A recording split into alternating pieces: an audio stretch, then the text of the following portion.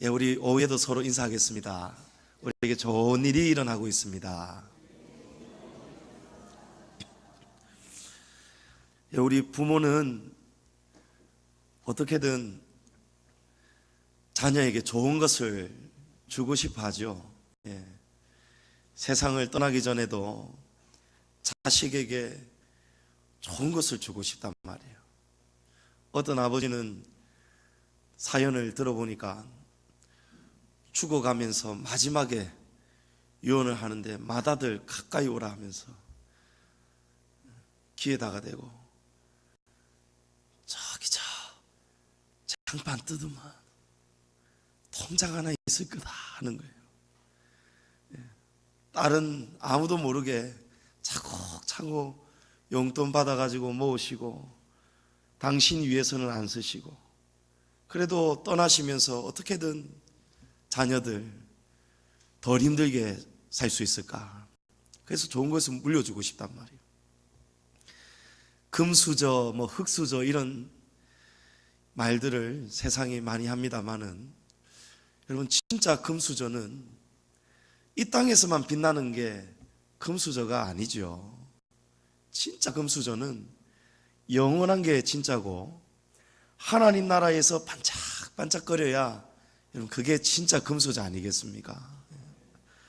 저는 어렸을 때 흙길을 걷고 흙수저로 살아가는 게 너무너무 싫었습니다. 근데 제가 눈을 제대로 뜨고 나니까 제가 금수저더라고요. 제가 여러분 맞습니까? 예, 여러분 저 금수저입니다. 부모님께 돈은 못 받았고 뭘 물려받을 거는 없었지만 부모님께 가장 귀한 것을 물려받았는데 그게 신앙의 유산이었습니다. 제가 하나님을 무서워합니다. 아버지 어머니께서 하나님을 두려워하고 하나님을 무서워하신 그 모습을 보고 여러분 제가 하나님을 두려워하고 무서워합니다. 여러분 겁이 없는 것이 저주입니다. 요즘 아이들이 다음 세대들이 얼마나 무너지고 있습니까? 왜 무너집니까? 두려움이 없는 거예요. 학교에서 선생님이 이놈 하면은 착 일어서서 핸드폰 딱 찍어 준비하고 집에서 어머니가 아버지가 조금 혼을 내고 훈계를 하고 회초리를 들면 경찰서에 신고한단 말이에요. 초등학교 5학년짜리가 게임하다가 엄마가 하는 말을 안 듣고 게임만 하고 어머니가 부르는데도 대답도 안 하고 이씨 짜증을 내길래 어머니가 홧김에 아이를 찰싹 때려버렸단 말이에요. 그러니까 잠시 뒤에 경찰이 와가지고 어머니를 잡아가 버렸어요. 어머니 파출소로 끌려가 버렸단 말이에요. 그리고 또 시간이 한두 시간 지나니까 이 초등학교 5학년짜리 되는 아들이 파출소로 와가지고 원만하게 합의했으면 좋겠습니다. 처벌을 원하지 않으니까 우리 어머니 낳아주십시오. 이래가지고 진짜 어머니가 풀려난 거예요. 여러분 이 진짜 뉴스입니다. 제가 봤던 뉴스예요. 두려움이 없어요. 아이들이요. 어른 무서운 줄을 모른단 말이에요. 여러분 이게 좋은 시대입니까? 이게 인권이 보장이 되고 이게 참 잘 되는 길입니까? 여러분 이게 아이들 망하는 거죠. 여러분 어른 무서운 줄 알아야 돼요. 하나님 무서운 줄 아셔야 된다는 것입니다. 그게 복입니다. 저는 몰랐는데 제가 금수저더라고요. 제가 방황하고 그럴 때에도 그래도 하나님 무서운 줄 알았어요. 늘 내가 어렸을 때는 우리 가정 예배 드릴 때 거의 대부분이 잠언 말씀을 읽었습니다. 잠언이 31장까지 있는데 한 달이 보통 긴 날이 30일까지 있잖아요. 그래서 잠언은 그 날짜별로 가정이 모여서 한 장을 읽고 또 묵상하고 가르치고 훈계하기가 너무 좋은 거예요. 어렸을 때는 잠언 읽을 때마다 마음이 뜨끔하고 찔리고 듣기 싫고 힘들었는데 어렸을 때 들었던 그 말씀이 나중에는 제 마음 중심에 저를 지켜주고 있더라고요. 여러분, 신앙으로 자라는 자녀가 금수저입니다. 지난주에 자녀 교육에 실패했던 가정 엘리 제사장의 집안을 소개해드렸습니다. 엘리 제사장이 가졌던 지위와 힘은 대단했지만 그 자녀들이 자칭 금수저로 살았지만 나중에는 하나님의 심판이 임합니다.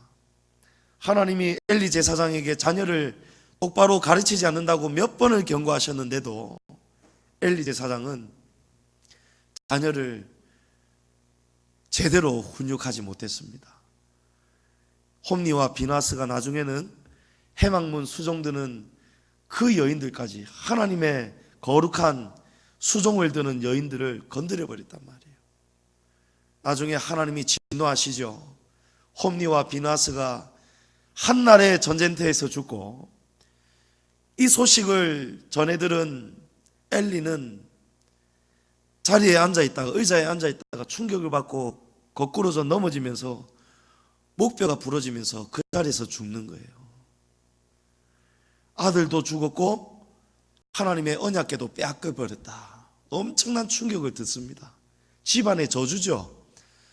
그리고 며느리가 자녀를 출산하다가 아이도 죽고 며느리도 죽는 거예요. 다 죽는 거예요.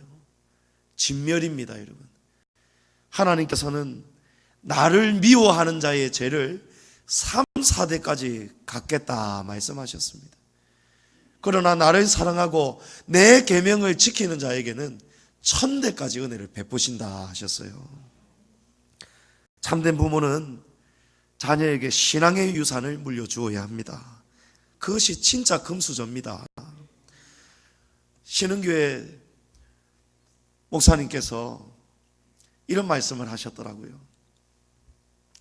나는 금수저입니다. 목사님이 그러셨어요. 어렸을 때 너무너무 가난하고 부모님에게 받은 것이 하나도 없는데 금수저라는 거예요. 왜 금수저가 되었느냐? 목사님의 아버지가 전국의 시골에 교회를 세운 교회가 10몇 군데가 된다는 거예요. 교회 세운다고 조금 모은 재산 조금 모이면은 교회 개척하는데 헌신하고, 또 조금 모이면은 또 교회 세우는데 헌신하고, 가정은 못 돌봤는데 주님의 교회는, 피로 사신 교회를 여러 군데를 세웠다는 거예요. 여러분, 하나님이 책임져 주십니다.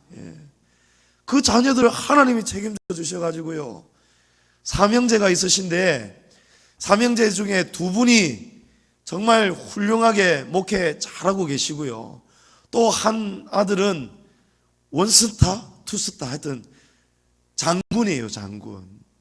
하나님께서 자녀들마다 다 복을 주시더라고요. 여러분, 신앙의 유산이 진짜 금수저입니다. 부모가 하나님 앞에 심으면 그 심은 것이 우리 자녀들에게도 흘러간다는 것입니다. 유다가 하나님 앞에 범죄하고 있을 때 요람 왕이 아합의 사위가 되고 이세벨의 사위가 되고 하나님 앞에서 어긋난 길로 갈 때에도 하나님은 말씀하시는 거예요. 하나님은 유다가 지금 심판을 받아야 하는데도 하나님은 유다 진멸하기를 기뻐하지 아니하셨다는 거예요. 그 이유가 다윗 때문이랍니다.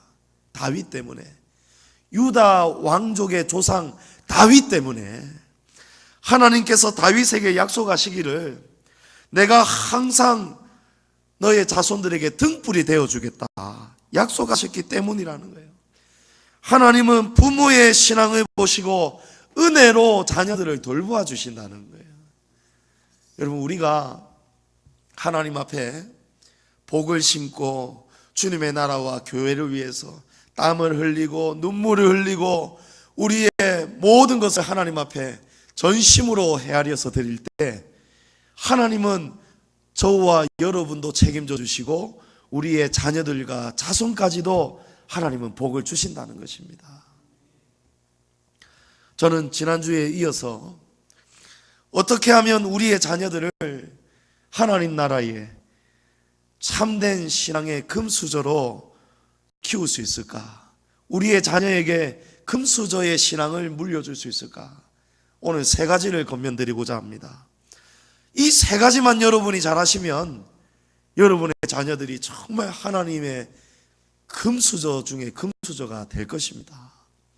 첫 번째는 뭐니 해도 첫 번째는 기본이 중요합니다. 가장 하나님의 백성이 되고 자녀가 되는 기본이 뭐냐? 우리의 자녀들을 하나님을 경외하는 자녀로 키우는 것입니다.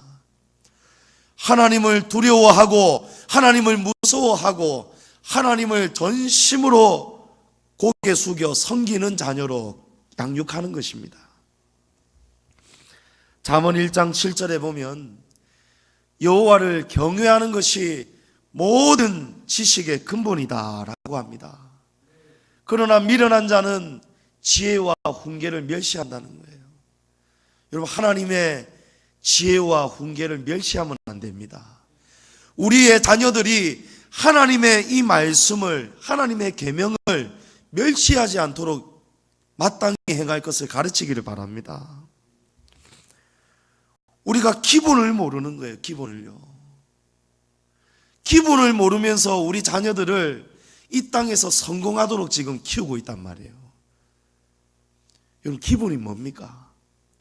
기본은 숫자 읽을 줄 알고 기역, 니은, 디귿 읽을 줄 알고 또 초등학교 가기 전에 가능하면 더 좋은 게 뭐냐면 구구단 외우는 거 아니겠어요? 구구단을 외울 줄 알아야 곱셈도 하고 나눗셈도 할 거 아니겠어요? 기역, 니은, 디귿을 알아야 책을 읽고 공부할 수 있는 거 아니겠습니까? 숫자를 읽을 줄 알아야 우리가 수학 시간에 공부를 할 수 있잖아요. 그런데 기본을 무시하는 부모가 있습니다. 자녀들이 이 땅에서 성공하는 것이 기본이 아니랍니다. 자녀들은 뭐니 해도 어른도 마찬가지고 하나님을 경외하는 것이 모든 지혜의 근본이라는 거예요. 모든 시작의 첫걸음이라는 것입니다. 그런데 기본도 모르고 기본도 가르쳐 주지 않고 자녀들을 지금 대학 보내려고 하는 사람들이 있어요. 여러분, 기본을 모르는데 대학을 간들 무슨 소용이 있겠어요? 숫자를 모르는데, 곱셈을 못하는데, 나눗셈을 못하는데 어떻게 미분적분을 하겠느냐 말이에요. 하나님을 경외하지 않는데 이 땅에서 공부 잘하고 똑똑하고 잘나고 성공하고 돈 많이 벌고 시집장가 잘 가고 좋은 직장 가고 지위를 누린들, 여러분, 그거는 기본이었기 때문에 나중에 다 무너져 버린다는 거예요. 하나님은 집을 지어도 모래 위에 짓지 마라 하셨어요. 여러분, 자녀들을 이 땅에서 빛나는 금수저로 키우면 안 됩니다. 하나님이 인정하셔야 됩니다. 하나님이 은혜를 베풀어 주셔야 된다는 거예요. 출애굽기 20장 6절에 보면 나를 사랑하고 내 계명을 지키는 자에게 천대까지 은혜를 베풀어 주신답니다. 여러분, 이 은혜 그냥 우리가 흘겨 듣고 막연하게 지나가는 은혜 이래 들으면 안 되는 거예요. 하나님의 은혜는 우리가 구할 수가 없는 게 은혜입니다. 어디에 가서도 얻을 수가 없고 구할 수가 없고 받을 수가 없는 게 하나님의 은혜라는 거예요. 출애굽기에 하나님께서 10가지 재앙으로 하나님의 백성을 구원하시는 사건 가운데 애굽의 온 지면에는 파리가 들끓게 하셨는데 하나님의 백성이 거하는 고센 땅에는 파리가 들끓지 않았습니다. 여러분, 그런 것이 은혜 아니겠습니까? 원래 들끓어야 되는데 다 들끓고 있는데 이스라엘 백성, 하나님의 백성이 있는 그 땅에는 하나님이 은혜를 주시더란 말이에요. 온 지면에 우박이 내리는데 하나님의 백성이 있는 고센 땅에는 우박이 내리지 않았다는 거예요. 온 지면에 어두움이 내렸는데 하나님의 백성들이 살고 있는 고센 땅에는 빛이 임했다는 거예요. 여러분, 이런 것이 은혜입니다. 남들은 엎드러지고 넘어지고 망할 때에 하나님의 자녀들에게는 하나님이 은혜를 베풀어 주신다는 것입니다. 누구에게 베풉니까? 나를 사랑하고 내 계명을 지키는 자에게 은혜를 베풀어 주신답니다. 우리 부모들이, 부모 세대가 이렇게 힘들게 살았으면 내 자식들은 좀 평탄하게 살면 얼마나 좋을까? 그래서 우리 자식들 어떻게 하면 편안하게 평탄한 길 갈 수 있을까? 꽃길 갈 수 있을까? 그래서 부모들이 어떻게 해서든 막 교육을 시키는 거예요. 교육을. 배워야 된다. 익혀야 된다. 남과 같으면 안 된다. 남보다 더 잘 배워야 된다. 그래서 더 좋은 선생님, 더 좋은 학원, 거기에 얼마나 많은 돈을 쏟아붓습니까? 제가 지난주에 여러분 말씀드렸죠. 하나님의 성도가 자녀에게 엄청나게 많은, 적지 않은 큰 돈을 무리하게 들이면서 자녀들을 꽃길을 걷게 하려고 하는 거, 여러분, 그건 하나님 앞에서 죄라고 했어요. 돈 가지고 금수저 만들면 안 된다는 겁니다. 제 누님들 제대로 레슨도 못 시키고 부모님 개척하셔서 돈 없는데도 부족했어요. 너무너무 턱없이 부족했어요. 우리 부모님은 돈으로는 자식 뒷바라지 거의 못 해주셨어요. 그렇지만 하나님이 책임져 주시더라고요. 선생님들이 못 간다고 했는데 실기를 잘 봐가지고 좋은 대학, 좋은 과, 작곡과 다 들어갔지 않습니까? 돈으로 보낸 게 아니라는 거예요. 돈으로 대학 보내는 게 아니라는 거예요. 하나님 뜻 안에서, 주님 안에서 자녀들을 양육해야 됩니다, 여러분. 돈으로 해결하려고 하면 안 된다는 거예요. 그건 하나님이 안 기뻐합니다. 저는 우리 아이들 교육비로 지금 들어가는 거 없는 건 아니에요. 들어가는 거는 딱 한 가지 있어요. 방과 후. 학원 가면은 수십만 원이 들어가잖아요. 이 수십만 원 가지고 세 자녀를 어떻게, 한 자녀당 2, 30만 원씩 어떻게 세 자녀를 돈 100만 원을 드릴 수 있겠습니까? 무리하면 할 수는 있겠죠. 그런데 그렇게 무리를 해버리면 하나님을 섬기는 일이 약해진단 말이에요. 저는 그렇게 안 살고 싶어요. 제 부모님이 그렇게 사신 것처럼 저는 하나님께 좋은 것을 드리고 하나님이 우리 자녀들 책임지도록 저는 그렇게 살 겁니다. 그래서 우리 아이들은 한 과목 35,000원 하는 방과 후 학교 다녀요. 방과 후 학교에서. 그렇게 받아도 충분하더라고요. 잠언 5장 21절에 이런 말씀이 있습니다. 대저 사람의 길은 여호와의 눈앞에 있나니 그가 그 사람의 모든 길을 평탄하게 하시느니라. 여러분, 부모의 돈으로 뒷바라지 한다고 자식이 평탄해지는 것이 아닙니다. 부모의 권력을, 사업을 물려준다고 평탄해지는 것이 아니랍니다. 대저 사람의 길은 여호와의 눈앞에 있나니 여호와께서 많이 그 사람의 모든 길을 평탄하게 하신다는 거예요. 여러분, 자식을, 여러분 자녀들을 하나님을 경외하도록 만드셔야 돼요. 여호와의 눈앞에 자녀들이 걸어가도록 키우셔야 돼요. 그래야 부모가 해줄 수 없는 것을 하나님이 평탄하게 하신다는 겁니다. 왜 그렇습니까? 사람이 마음으로 자기의 길을 계획할지라도 그의 걸음을 인도하시는 분은 여호와시기 때문입니다. 우리가 작전을 잘 짜요. 오늘 낮의 말씀처럼 야곱처럼 잘해요. 하지만 하나님이 도와주시지 않으면 다 막혀버립니다. 실컷 자녀들 비싼 가외 시키고 공부 실컷 잘해놨는데, 제가 들었던 이야기인데요, 제 아버지 선배가 부산 상고에서 정말 인재예요, 인재. 시험 쳤다 하면 거의 100점이에요. 그런데 이상하게 행원 시험만 쳤다 하면 떨어진다는 거예요. 몰라서 떨어지는 게 아니고 답을 밀려줬거나 실수하는 바람에 떨어졌다는 거예요.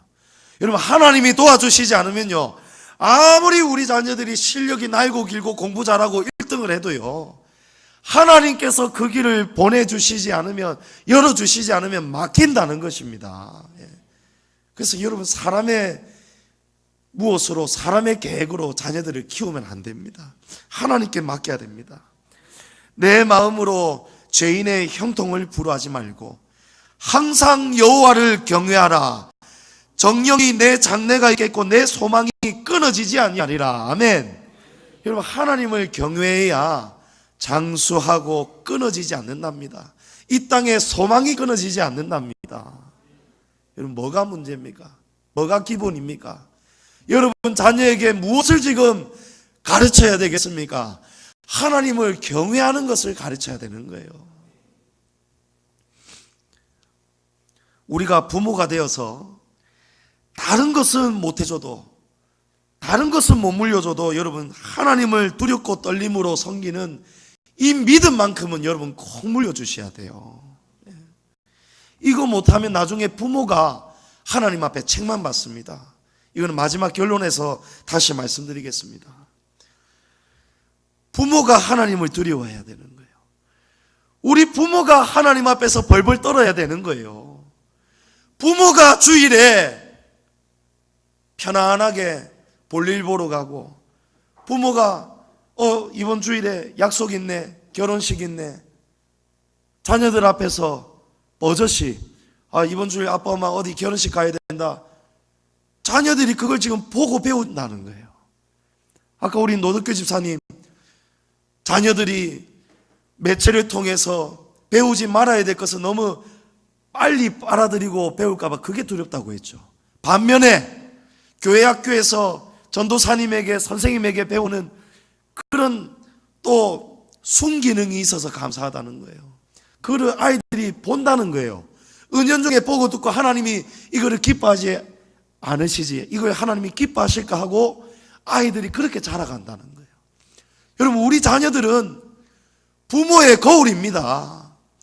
부모가 하나님을 사랑하고 부모가 하나님을 경외해야 우리 자녀들이 하나님 앞에 경외한다는 거예요. 망하려면 부모가 망해야지 왜 자식을 망하게 하느냐 말이에요. 왜 우리 부모 때문에, 우리의 잘못된 모습 때문에 우리의 자녀들까지 망하는 길로 우리가 인도하느냐 말이에요. 여러분, 그 책임을 나중에 하나님 앞에서 부모가 집니다. 록펠러 이야기 여러분 아실 거예요. 록펠러가 76세 때에 부인의 죽음을 기념하며 시카고 교회에서 부인의 죽음을 기념하는 날 시카고 교회를 건축하고 봉헌을 했습니다. 록펠러는 돈이 많았어요. 너무너무 부자로, 세계적인 부자 아니겠어요? 그래서 기자가 인터뷰를 했습니다. 헌당식을 마치고 나오는데 록펠러 씨, 회장님의 성공 비결은 무엇입니까? 하니까 록펠러의 대답은, 제 성공 비결은 저의 어머니 엘리자 여사가 물려주신 신앙입니다 라고 했어요. 록펠러의 어머니 엘리자가 평생에 록펠러에게 10가지를 가르쳤다는 거예요. 이 10가지가 뭐냐? 첫 번째로 하나님을 친아버지보다 더 사랑하고 섬겨라. 두 번째로 목사님과 좋은 관계에 목숨을 걸어라. 여러분, 사도 바울이 모든 좋은 것을 주의 종과 함께하라 이렇게 말씀하시죠. 우리 피곤하시더라도 고개를 좀 들어보십시오. 일어나세요. 일어나세요. 이거 들으셔야 됩니다. 목사님과 좋은 관계에 목숨을 걸어라는 거예요. 그것이 축복이다라는 겁니다. 세 번째로 주일 예배는 반드시 본교회에서 드려라. 이 믿음을 지켜봐라는 거예요. 네 번째로 11조는 하나님의 것임으로 도둑질하지 말아라. 다섯 번째, 아무도 원수로 만들지 말아라. 여섯 번째, 아침에 목표를 세우고 기도하라. 일곱 번째, 잠자리에 들기 전에 하루를 반성해라. 여덟 번째, 아침에는 꼭 하나님의 말씀을 읽어라. 아홉 번째, 남을 도울 수 있으면 힘껏 도와라. 마지막 열 번째, 예배 시간에 항상 앞에 앉아라. 록펠러가 이걸 실천했다는 거예요. 록펠러는 호주머니가 따로 있었다고 하죠. 11조 호주머니. 그리고 나중에 회사가 커질 때에는 11조 전담 부서를 두었다는 거예요. 11조를 정확하게 하나님 앞에서 놓치지 않도록 록펠러가 이렇게 살았다는 거예요. 록펠러가 어머니에게 배웠던 이 10가지의 유언은 한마디로 하면 여러분 이것입니다. 여호와 하나님을 경외하라. 아멘. 여호와 하나님을 경외하지 않으면 이 10가지를 지킬 수가 없습니다. 여호와 하나님을 두려워하고 경외해야 이 10가지를 지킬 수가 있는 거예요. 여러분, 자녀가 알아서 신앙생활 잘하겠지 하면 안 됩니다. 기다리면 되겠지 하면 안 됩니다. 여러분, 마땅히 행할 길을 여러분 자녀들에게 가르치시기를 축복합니다. 두 번째로, 하나님의 말씀을 가까이 하도록 키우셔야 되는 거예요. 여러분, 하나님 말씀을 자녀들이 가까이 하게 해야 됩니다. 잠언 3장 1, 2절에 내 아들아 나의 법을 잊어버리지 말고 내 마음으로 나의 명령을 지키라. 그리하면 그것이 내가 장수하여 많은 해를 누리게 하며 평강을 더하리라.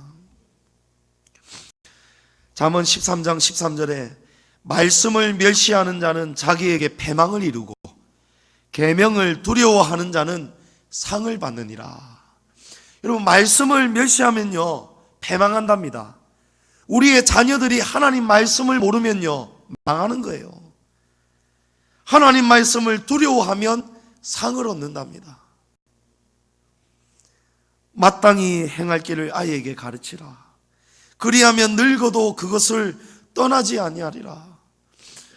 여러분, 제가 어긋난 길로 갈 때 그때도 제 마음이 얼마나 불편하고 아팠는지 몰라요. 그래서 차라리 몰랐으면 한 게 있었습니다. 그게 뭐냐면 하나님의 말씀이에요. 하나님의 말씀이 제가 어긋난 길로 갈 때마다 제 귓가에서 제 마음에서 맴돌고 떠나질 않으니까요 저를 자꾸 괴롭혀요. 아, 이러면 안 되는데, 이러면 하나님이 나를 가만두시지 않을 텐데, 그것이 저를 불편하게 만들더라고요. 여러분, 오뚜기는 넘어져도 다시 일어납니다. 아무리 잡아뜨려도 다시 일어난단 말이에요. 여러분, 우리의 자녀들에게 이 오뚜기처럼 마음의 무게 중심에 하나님의 말씀이 자리하도록 키우셔야 됩니다. 그래야 자녀가 패망의 길로, 실패의 길로 넘어졌다가도 말씀 때문에 다시 일어나는 거예요. 이런 말씀이 있어야 되는 거예요. 왜 우리가 말씀을 가까이 해야 되느냐? 디모데후서 3장 15절에 보면 또 어려서부터 성경을 알았나니 성경은 능히 너로 하여금 그리스도 예수 안에 있는 믿음으로 말미암아 구원에 이르는 지혜가 있게 하느니라. 아멘. 여러분, 말씀을 떠나면 구원에 이르는 지혜를 공급받을 수가 없습니다. 오늘도 우리 낮에 들은 말씀으로 야복강에 대해서 알게 되었어요. 인생의 고난이 올 때마다 우리는 이제 야복강을 들어서 안단 말이에요. 아, 지금 여기가 야복강이구나. 오늘 몇몇 분들이 제게 오셔가지고 목사님, 오늘 낮에 말씀이 제 말씀이었습니다 하는 거예요. 그래서 제가 말씀드렸어요. 권사님뿐만이 아니고 아까 다른 분들도 자기 말씀이라 하던데요. 여러분, 제 말씀이에요. 여러분 말씀이고요, 우리의 말씀입니다. 오늘 교회에 처음으로 나오신 분이 계셨는데요, 그분이 우리 교회로 오늘 처음 나오신 거예요.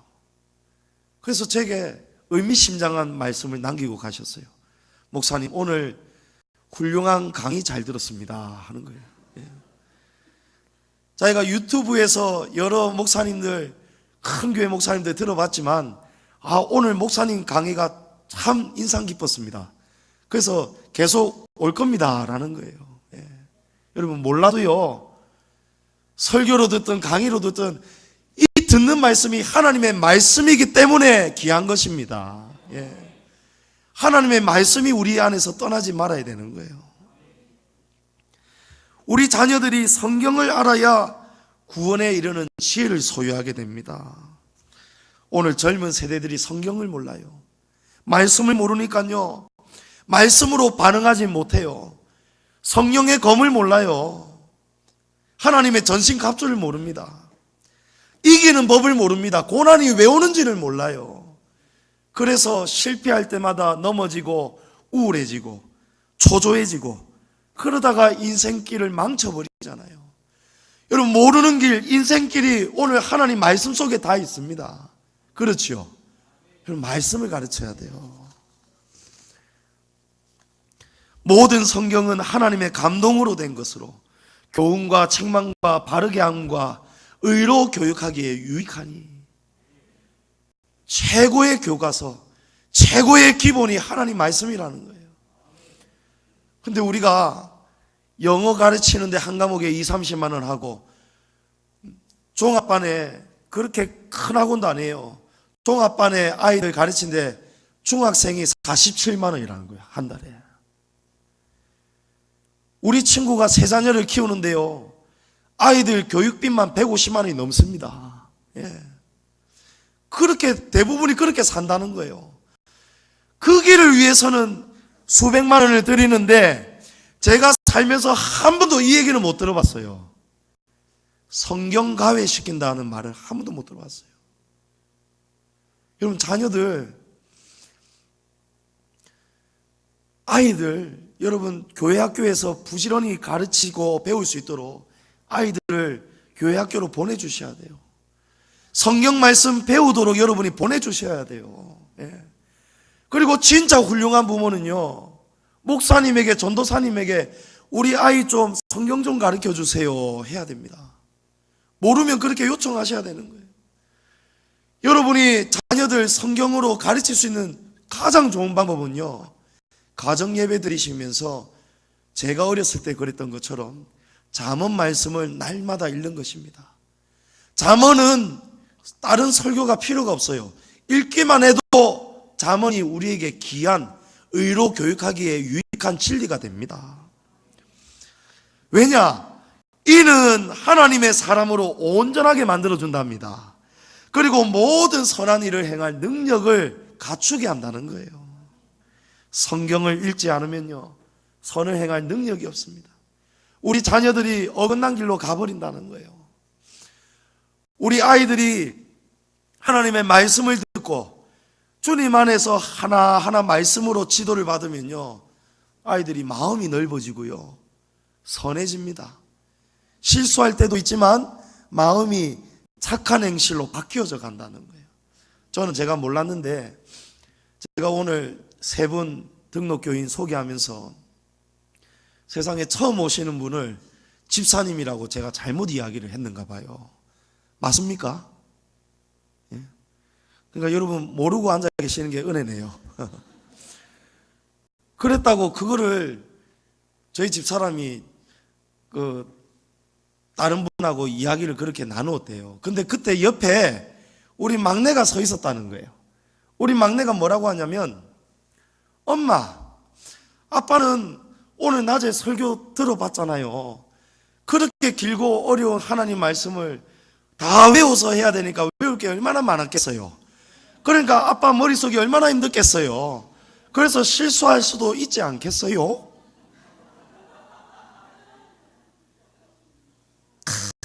여러분, 하나님의 말씀으로 우리 아이가 자라니까요. 오늘 원래 우리 수연이도 그렇고 막내 유미도 그렇고 자기 친구를 한 명씩 전도에 오기로 했거든요. 원래 3명이 오기로 했는데 오늘 한 친구만 왔어요. 근데 이 두 친구가 오는데 유미가 자기 친구 수정이라는 친구를 전도하려고 계속 아이가 노력하고 기도하고 있었는데, 엄마, 이번 주에 수정이 온대요. 하나님이 나 기도 드려 주셨어요. 그래서 엄마, 나 이번 주에 감사헌금 할래요. 5만 원 주세요. 이러는 거예요. 여러분, 우리 막내가 제일 부자입니다. 제가 한 번씩 지갑에 돈이 없어가지고요, 이 에이팅인기 가면은 수수료 나가니까 제가 한 번씩 우리 집사람한테 이야기하고 우리 아이 셋 중에 하나 저금통을 열어서 거기서 좀 사용을 하거든요. 그리고 반드시 갚습니다. 예. 안 갚으면 우리 아이들이 비면은 난리가 나거든요. 그런데 우리 유미가 막 5만 원짜리가 막 수두룩하고요. 얘는 하여튼 용돈 받고 이러면 차후차후 잘 모아요. 그랬다고 자기가 헌금 드리겠다고 하는 게 하나님께 감사하다고 자기 기도 들어줘서 감사하다고요. 그런데 오늘 그 아이가 못 와버렸어요. 갑자기 엄마가 오늘 무슨 일이 있어서 못 오게 되었다 왔어요. 아이가 실망을 하는 거예요. 그래도 엄마 나는 하나님께 헌금할 거예요. 10만 원도 할 거예요. 이러는 거예요. 큰일 났습니다, 여러분. 우리 막내가 지금 금수저의 길을 걷고 있어요. 우리 막내 꿈이 뭔지 아시죠? 마트 사장님. 저는 막내가 조그마한 동네 마트 사장이 되겠나 이 생각하고 있는데 우리 막내가 하는 행상머리를 보니까 이 메가마트 할 것 같아요. 하나님이 큰 일을 맡길 것 같아요. 할렐루야. 여러분 줄을 잘 서시란 말이에요. 저하고 친하게 지내서야 제가 오면은 여러분 그 1+1을 1+2로 만들어 드리고 이래 해준단 말이에요. 나중에 유미마트 생긴단 말이에요. 여러분 하나님 앞에 복을 심으셔야 돼요.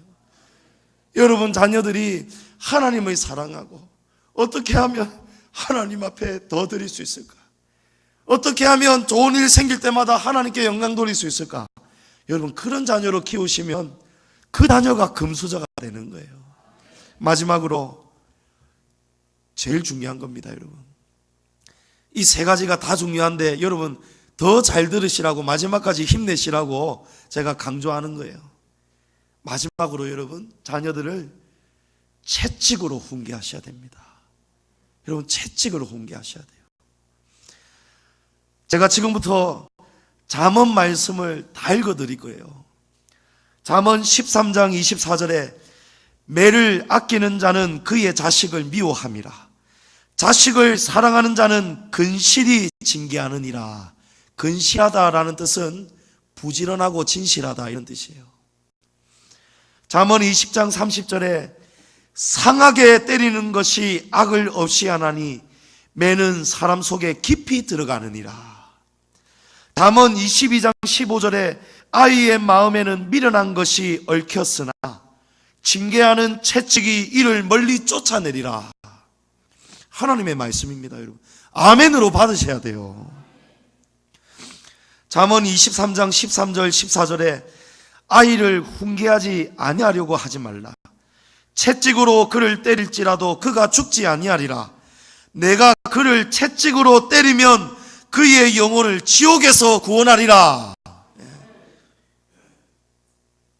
아이를 훈계하지 아니하려고 하지 말라는 거예요. 채찍으로 때려도 안 죽는다는 거예요. 제가 어렸을 때 큰 잘못 저질렀을 때 아버지께서 저를 때리시다가 회초리를 때리시다가 제가 이렇게 맞다가는 죽을 것 같은 거예요. 그래서 제가 머릿속에서 막 시뮬레이션을 막 그렸어요. 오른발로 넘어질까 왼발로 넘어질까 왼쪽으로 넘어질까 오른쪽으로 넘어질까 어떻게 기절해야 완벽하게 연기할 수 있을까. 그러고 제가 맞다가 아 하고 쓰러졌거든요. 그러니까요 아버지께서 물 떠오셔가지고 물로 미기시면서 정신 차리라 일어나라 하는 거예요. 그러더니 아이고 힘들다고 얼마나 자식을 사랑하는지 야무지게 때리셔가지고 아이고 이제 살았구나 하는데 저희 어머니가 등장하시더니 나와보이소 이제 내가 할게. 여러분 제가 그렇게 맞았습니다. 그래도 안 죽더라 말입니다. 여러분 안 죽더란 말이에요. 잠언 29장 15절에 채찍과 꾸지람이 지혜를 주거늘 임의로 행하게 버려둔 자식은 어미를 욕되게 하느니라. 잠언 29장 17절에 내 자식을 징계하라. 그리하면 그가 너를 평안하게 하겠고 또 내 마음에 기쁨을 주리라. 여러분 저는 참 불효자 중에 불효자였어요. 그런데 제 부모님이 저를 포기하지 않으시고 마지막까지 회초리를 뜨시더라고요. 그러니까 나중에 제가 자랑할 수는 없지만 아직도 한없이 부족하지만 부모님의 채찍이 있었기 때문에 제가 오늘날 그래도 부모님의 마음에 근심이 덜 되고 부모님의 마음에 기쁨이 되는 길을 지금 제가 걸어가게 되는 것입니다. 예. 그러나 중요한 사실이 있어요. 자녀를 노엽게 훈계하면 안 됩니다. 혈기로 채찍을 때리면 안 된다는 거예요. 부모님이 정말 자식을 사랑하는 마음으로 자식이 참으로 잘 되기를 바라는 마음으로 훈계한다는 것을 알게 해야 된다는 거예요. 제가 다리가 퉁퉁 부어가지고 밤에 누워있는데 다리가 간질간질해요. 내가 알거든요. 부모님이 눈물 흘리면서 차가운 눈물이 제 종아리에 떨어지면서 안티프라민을 발라주시는 거예요. 얼마나 따가웠는지 모릅니다. 예. 회초리 된 자리에 세상에 왜 안티프라민을 바르냔 말이에요. 여러분 그러지 마세요. 예. 그래서 저는 우리 아이들 안티프라민 안 발라줍니다. 예. 다른 거 발라준단 말이에요. 그러나 안티프라민은 따가운데 깨달아지더라는 거예요. 아버지 어머니가 나를 미워해서 때리신 게 아니구나. 정말 나 사랑해서 때리시는 거구나. 나중에 나이가 70, 80 훨씬 나이가 많은 아버지께서 40, 50 장가간 아들을 회초리를 드시는 거예요. 내가 너를 이렇게 가르치지 않았는데 종아리를 거두거라 이러는 거예요. 연로하시고 노쇠하신 아버지가 회초리를 들려고 하니까요, 자식이요, 아버지 그러다가 아버지 큰일 납니다, 아버지 제가 맡겠습니다 하고 자기가 자기 종아리를 때리는 거예요. 또 다른 경우는요, 자식이 다 커갖고 머리가 굵어지니까요, 회초리를 못 때리니까 아비가 내가 너를 잘못 키웠으니 내가 맞아야겠다. 나이 많으신 아버지가 자기 회초리를 들려고 하는 거예요. 그러니까 자식이 아버지 제가 잘못됐습니다, 제가 잘못됐습니다 하잖아요. 여러분 회초리를 멈추면 안 됩니다. 회초리를 들어야 자식이 망하지 않습니다. 여러분 자식을 사랑한다면 주님이 명령하시기 때문에 이 명령에 순종하셔야 되는 거예요. 왜 하나님께서 채찍을 들으라고 말씀하시는가? 인간에게는요, 뼛속 깊이 파고들지 않으면요, 떨쳐버리기 어려운 미련함, 어리석음, 우리 안에 온갖 더러움, 게으름, 이기심, 불순종, 이런 것들이 여러분 떨어지지가 않습니다. 가만히 나무를 내버려 두면요, 풍성한 열매를 못 맺습니다. 영양분을 잘 흡수하도록 장가지를 쳐줘야 된다는 거예요. 분재를 그냥 내버려 두면 명품이 안 되잖아요. 진짜 명품은 분재가 탄생할 때부터, 만들어질 때부터, 분재 화분에 분대감으로 심겨질 때부터 철사로 온몸을 비틀기 시작하잖아요. 지가 자라고 싶은 대로 한 번도 안 두잖아요. 제가 제주도 한림공원에 가봤더니요, 어떤 나무는요 300년이 넘은 분재가 있어요. 그런데 그 나무가요 300년이 넘었는데도요 비틀려져 있어요. 굵은 철 사이에 비틀려져 있어요. 그 분재 가격이요 여러분 3억이 넘는답니다. 3억이. 예. 이 분재가 한 요만하면은 제가 스타킹 뒤집고 가가지고 그냥 하나 들고 왔으면 좋았겠는데 너무너무 무겁고 우람하고 울창해요. 분재가요. 그 앞에서 그냥 고개가 숙여져요. 나무인데도요 경이롭더라고요. 여러분 자녀를 방임하면 안 됩니다. 하나님의 말씀에 벗어날 때 여러분 자녀를 호되게 혼내셔야 돼요. 엘리 제사장처럼 내버려 두면 안 된다는 것입니다.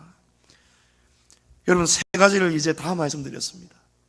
첫째는 하나님을 경외하는 자식이 돼야 되고, 두 번째는 하나님의 말씀으로 가르쳐야 되겠고, 마지막으로 자식을 그냥 내버려 두면 안 돼요. 어긋난 길 갈 때는 자식이 나이가 적든 많든지 간에 시집을 갔든 장가를 갔든지 어쨌든 부모는 자식 사랑하면 쓴소리 해야 돼요. 자식은 살려면 부모에게 쓴소리 들을 때에 겸손하게 엎드려야 돼요.